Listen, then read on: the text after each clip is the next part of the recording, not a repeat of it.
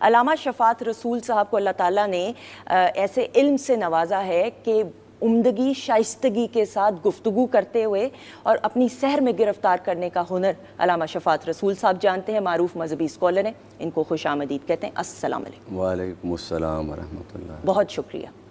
سامنے موجود ہیں اور ان کو میں ہمیشہ بھائی ہی کہتی ہوں, اور بڑی خوبصورت انداز سے خوش اسلوبی اور ذمہ داری کے ساتھ جو بھی گفتگو ہوتی ہے اس پہ روشنی ڈالنے کا ہنر جانتے ہیں.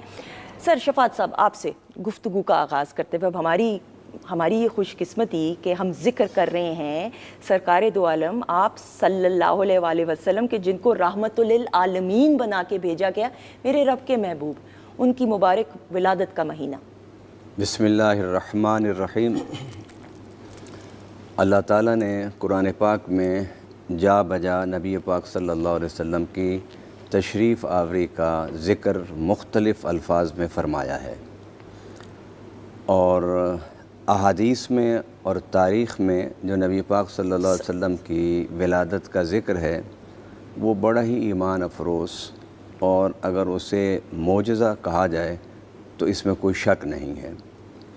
میرے آقا صلی اللہ علیہ وسلم ربیع الاول میں پیدا ہوئے, اور یہ وہ مہینہ ہے کہ جس کی فضیلت تمام امت مسلمہ تسلیم کرتی ہے. یہاں تک کہ سال کے 12 مہینوں میں سب سے زیادہ بڑی اہمیت و فضیلت ماہ ربیع الاول کی ہے.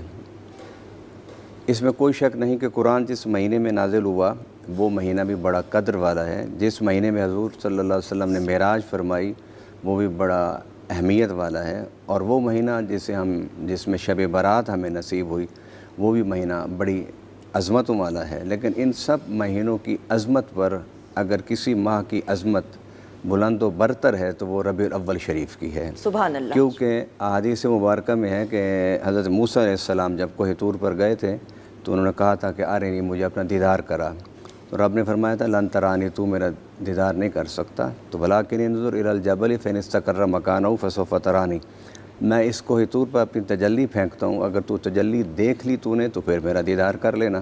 تو جب قرآن کہتے ہیں فلما تجلی ربہ للجبل جعلہ دکم وخر موسیٰ صاعقہ, جب تجلی کوہ طور پر گری تو موسیٰ بے ہوش ہو گئے. اور آپ کے ساتھ جو سردار آئے تھے 70 جو کہتے تھے کہ خدا کو دیکھیں گے تو ایمان لائیں گے, وہ مر گئے.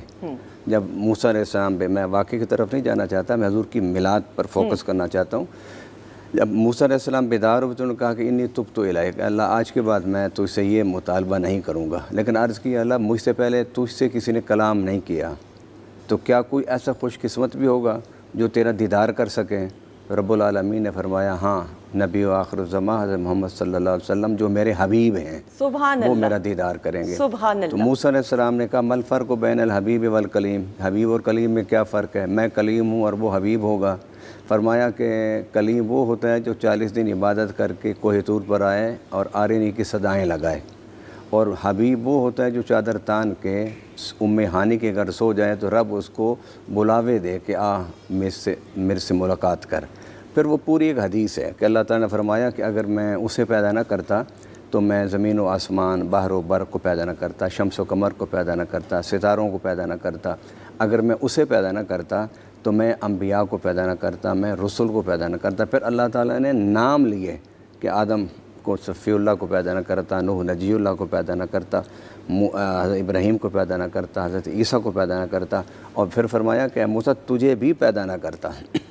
جب موسیٰ علیہ السلام نے یہاں تک بات سنی تو پھر بالآخر اس حدیث کا آخری حصہ بہت ہی اہمیت والا, اور اس کو فوکس کرنا چاہیے, اس کو سمجھنا چاہیے تاکہ ہم لوگ عظمت مصطفیٰ کو سمجھ سکیں, اور حضور کی آمد اور تشریف آوری کی کتنی اہمیت ہے اللہ کے نزدیک اس کو ہم جان سکیں. یہاں تک فرمایا لولاک لما اظہرت الربوبیہ, اے موسیٰ اگر میں اسے پیدا نہ کرتا, مخلوق تو ایک طرف, میں اپنا رب ہونا بھی کسی پر ظاہر نہ کرتا. سبحان اللہ. اور اسی موقع پر حدیث پاک میں کہ موسیٰ علیہ السلام نے جب حضور کی آمد کا, حضور کی تشریف آوری کا ذکر سنا تو عرض کرنے کے کہ یا اللہ میں اگر تجھ سے کچھ مانگوں عطا فرمائیں گے؟ فرمایا ہاں کیوں نہیں. کہ اللہ یہ نبوت, یہ رسالت مجھ سے واپس لے لے. تو رب نے کہا اس کے بدلے میں کیا لینا چاہتے ہو؟ میری کائنات میں, میرے خزانوں میں سب سے بڑی چیز تو یہی ہے. تو فرمایا کہ جس نبی کی آمد کا تو نے ذکر اس عظمت کے ساتھ کی ہے مجھے اس کا امتی بنا دینا. سبحان اللہ. اس لیے یہ کہا جاتا ہے, جس طرح آپ نے بھی کہا, ہم کتنے خوش قسمت ہیں کہ رب العالمین نے ہمیں بغیر طلب کے، بغیر خواہش کے، بغیر محنت کے، رب العالمین کے فیصلے کے تحت ہم حضور کی امتی بن گئے۔ اور یہ وہ عظمت ہے، یہ وہ فضیلت ہے کہ جو عبادت سے، ریاضت سے، چلہ کشی سے، مجاہدوں سے، مراقبوں سے، تلاوتوں سے نہیں حاصل ہوتی، یہ رب کی خاص عطا سے حاصل ہوتی ہے۔ جس طرح وہ کہا جاتا ہے کہ این سعادت بزور بازو نیست تانہ بخشت خدائے بخشندہ، کچھ سعادتیں جو ہوتی ہیں وہ وہابی ہوتی ہیں۔ رب العالمین نے ہمیں اپنے نبی صلی اللہ علیہ وسلم کا امتی بنا کر یہ سعادت ہمیں عطا فرمائی۔ اور جب نبی پاک صلی اللہ علیہ وسلم پیدا ہوئے تو حضرت عبد المطلب فرماتے ہیں کہ میں بھاگا بیت اللہ کی طرف دعا کرنے لیے۔ ہمارے ہاں یہ رسم تھی، یہ رواج تھا، یہ طریقہ تھا کہ مشکل کے وقت وہاں جاتے۔ جب وہاں پہنچے تو آپ نے کیا دیکھا کہ بت گر گر کے اوندھے منہ زمین پر پڑے ہوئے ہیں، اور کعبہ کی دیواروں سے آوازیں آ رہی ہیں کہ اب وہ آ گیا ہے کہ جو اللہ کا حبیب ہے، اب وہ آ گیا ہے جو اللہ کا رسول ہے، جو اب وہ آ گیا ہے جو اللہ کا نبی ہے، اب وہ آ گیا ہے جو کفر کو ختم کر دے گا، وہ آ گیا ہے جو اس کعبہ کو شیر کر دے گا۔ مختلف فرماتے ہیں کہ میں نے پہلی تقریر، میں یہ جملہ بول رہا ہوں اور آپ کی نظر کرنا چاہتا ہوں، میں نے پہلی تقریر حضور کی ولادت پر کعبہ سے سنی، سبحان اللہ، اور کعبہ کی دیوار سے سنی میں۔ سبحان اللہ۔ آپ نے وہاں یہ آواز سنی تو آپ فوراً بھاگے اور گھر گئے۔ تو جب اندر گئے تو وہاں پر حضرت شفا تھی جو آپ کی دائیاں تھیں۔ آپ نے پوچھا کہ نو مولود بچے کا کیا حال ہے، بیٹے کا کیا حال ہے؟ تو حضرت شفا حیران رہیں کہ ابھی تک تو کسی کو خبر ہی نہیں کہ حضور دنیا میں تشریف لا چکے ہیں۔